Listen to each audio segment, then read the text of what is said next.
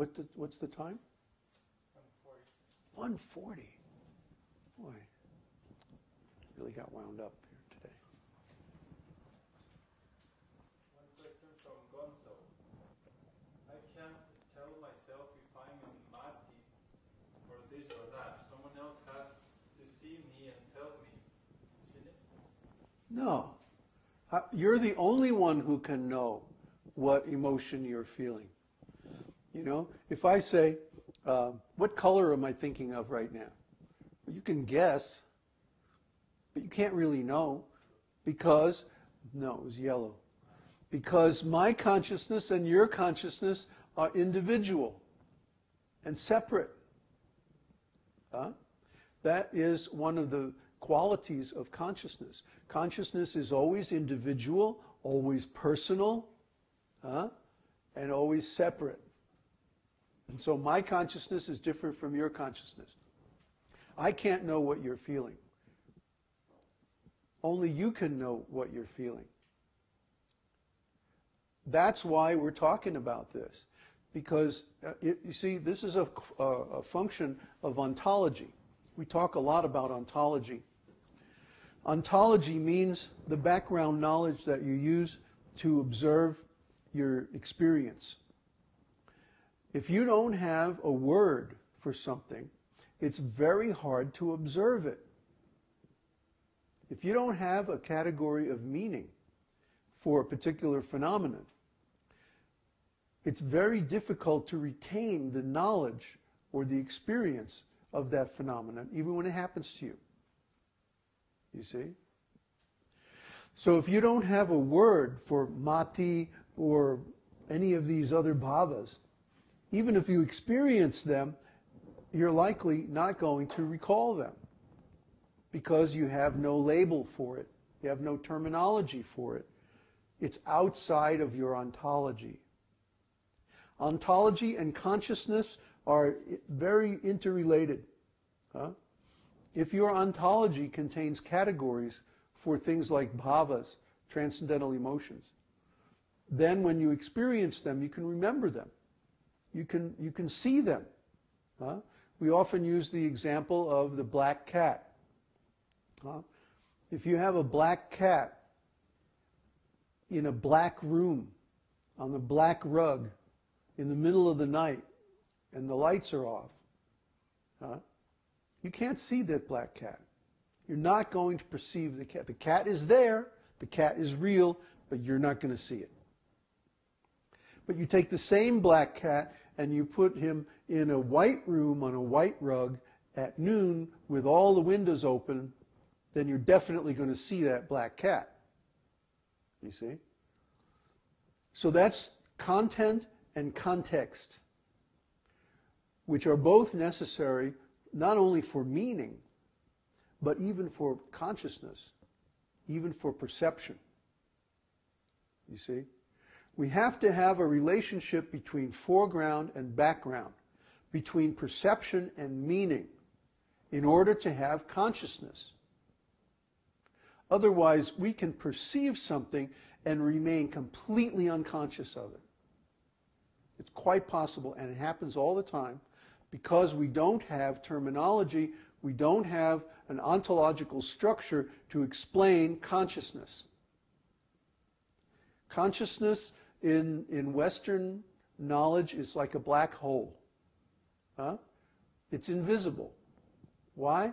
Because we have no terminology for it. We have no theory of consciousness in Western thought. Oh yeah, we have a bunch of speculation about it. Oh, consciousness is some kind of epiphenomenon of a brain function or something like that. But that's a completely unworkable, unpractical, useless theory. Why? Because it doesn't predict. See? If we have a real theory of consciousness, it would allow us to predict what consciousness is going to do and what changes it's going to go through. But we don't even have words for the changes in consciousness in Western language. So how can we have a theory if we don't have terms to describe our theory? We don't have a theory of consciousness. Only the Vedas. Of all the different cultures in the world, Only the Vedic culture has an actual theory of consciousness, because only the Vedic culture has the terminology to describe these different bhavas. You see? So if you don't have terminology that describes consciousness, how can you have a theory of consciousness? And if you don't have a theory of consciousness, how can you predict consciousness? And if you can't predict consciousness, how can you work with consciousness? Huh? It's just like I have no knowledge of how to drive a car. I've never seen a car before in my life. Huh? I come from a little desert island somewhere. Huh? And somebody all of a sudden puts me in a car and says, okay, now drive on the freeway. What's going to happen? Smash, crash. Huh? It's impossible.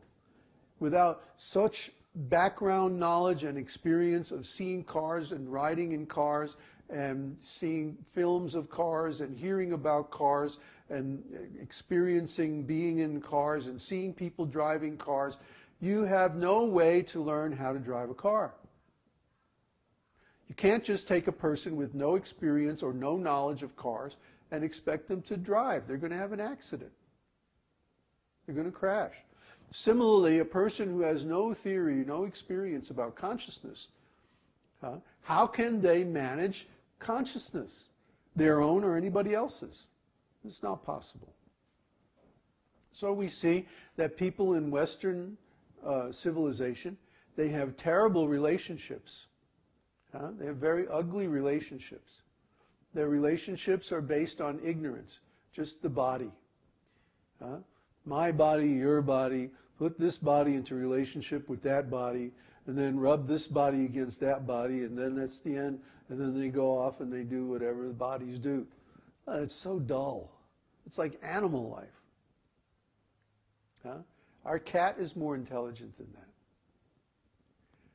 Why? Because cats have some knowledge of consciousness. And if you don't understand that, then you don't know anything about cats. So the thing is, our language is very poverty-stricken. Our culture is very weak when it comes to knowledge of consciousness, because we have no theory, we have no terminology, we have no way to understand or predict or manipulate consciousness. So then when our consciousness changes, we're always surprised. Well, why do I feel like that? Why do I feel like this? Why did she say that? Why did he do this? We're always surprised because we don't have theory of consciousness to fall back on. But in Vedic knowledge, in Vedic wisdom, there's a complete system of consciousness, a complete theory of consciousness, predictive theory. We know that if you chant the holy name of God, you're going to cleanse your consciousness and it's going to become transcendental. We know that. We can predict that. If you do this and that, if you eat meat, for example, we know this for a fact, many years' experience, that if a person eats meat, they can't understand any of this stuff we're talking about. We know this. It's a fact. We've experienced it so many times. Why? Because the karma of eating meat is going to give them so much impressions in the mode of ignorance and passion that they will be covered up, their intelligence will be blocked, and they won't be able to understand anything about consciousness. They're going to be on the bodily platform of life. So the very first thing someone has to do, if they want to understand all this, is become a vegetarian. We can tell you right now, if you don't become vegetarian, you're never going to understand what we're talking about here. It's just a matter of experience. We've seen it 1,000 times, 1,000,000 times. So we know, we can predict what the effects of different activities are going to be on consciousness. Or we can predict what the effect of a particular philosophy will be on a person's consciousness. And the kind of activities, the kind of attitudes, the kind of emotions, the kind of interactions with other people that they're going to have, just based on that. Because we understand something about consciousness. Okay? Other people can't do that. Other schools can't do that. And they're always surprised when things happen. You know? So are there any other questions? Yes. Okay. Tulsidas, it seems some of these bhavas must be experienced at a self-realized level because they would be misunderstood and even dangerous otherwise. For example, ogriya. Is this correct? Well, people experience these things all the time, but when they experience them in a material consciousness, then they're going to get themselves in trouble, because any activity on the material level gets you in trouble. You have to experience the karma. Okay? So, yeah, people become angry, people become unkind.